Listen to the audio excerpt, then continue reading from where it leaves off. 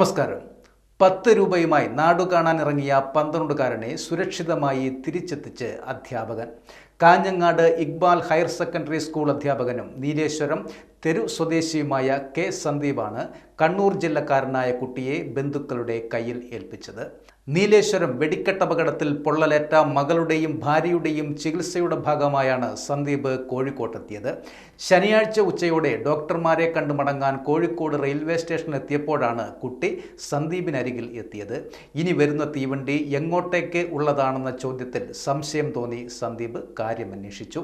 കയ്യിലാകെ ഉണ്ടായിരുന്ന 10 രൂപ രാവിലെ ബസ്സിന് കൊടുത്തു.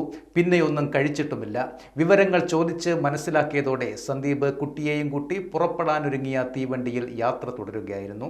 ഫേസ്ബുക്കിൽ തപ്പി സ്കൂളിൻ്റെ പ്രഥമ അധ്യാപകൻ്റെ നമ്പരും എടുത്തു.